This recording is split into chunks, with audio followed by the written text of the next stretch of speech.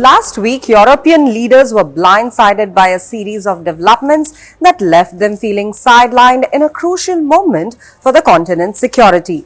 While US and Russian officials prepare for a high-stakes peace talk in Riyadh to discuss the war in Ukraine, Europe's involvement seems to have been largely overlooked. In fact, the peace talks could be a game-changer one that doesn't include European leaders or Ukrainian officials at the table. So what's going down in Riyadh? Let's break it down.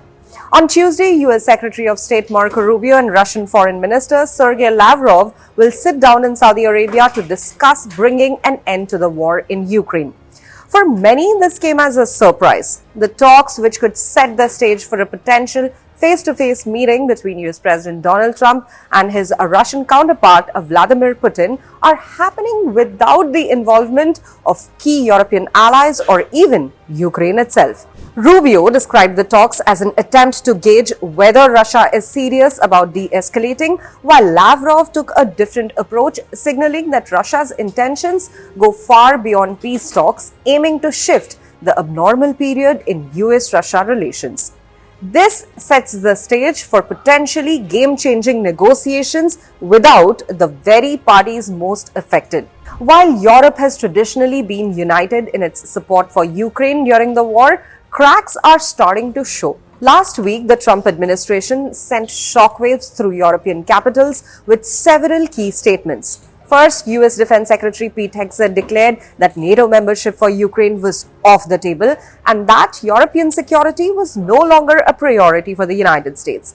Then Trump himself spoke directly with Putin, effectively ending the Western policy of nothing about Ukraine without Ukraine. At the same time, European leaders who have been critical in supporting Ukraine through sanctions and military aid are now realizing that their input might not be as crucial as they thought.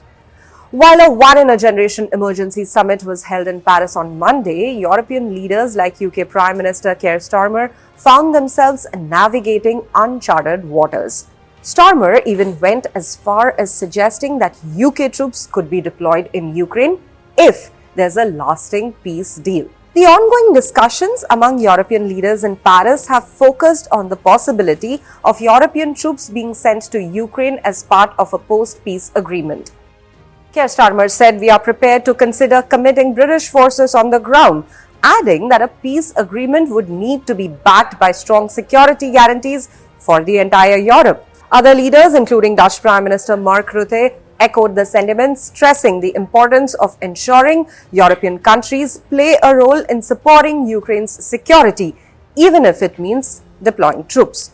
However, European leaders understand they can't do it alone. Rutte made it clear that any European efforts must be backed by the United States to ensure deterrence against future Russian aggression. He said, and I quote, "It's crucial that the US provides a backup, no troops on the ground, but enabling efforts." He referred to the ongoing need for a strong US presence in global security.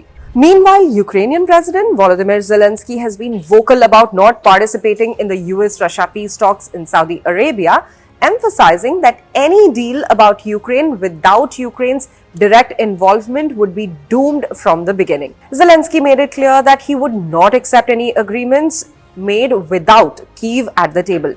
However, he also indicated that he might consider deals involving Ukraine's rare earth minerals, provided the United States offers security guarantees in return. This sets the stage for a complicated negotiation process. While Zelensky isn't a fan of the current US approach, he has signaled openness to a more detailed plan that could involve deeper US commitments to Ukraine's defense. So what's next? As the United States and Russia take center stage in Riyadh, European leaders will have to figure out their next move. Although they have been sidelined in the peace talks, European countries have pledged to remain involved in the aftermath, potentially offering military support for Ukraine's security. The question, however, remains, can Europe step up without the backing of the United States? Or is it a new era of geopolitical chess where Europe's role is more limited than ever?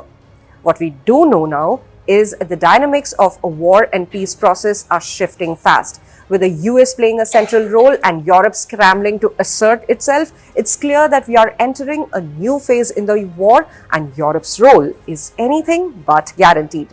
Stay tuned to the official YouTube channel of the Indian Express to see how all this plays out in the coming weeks.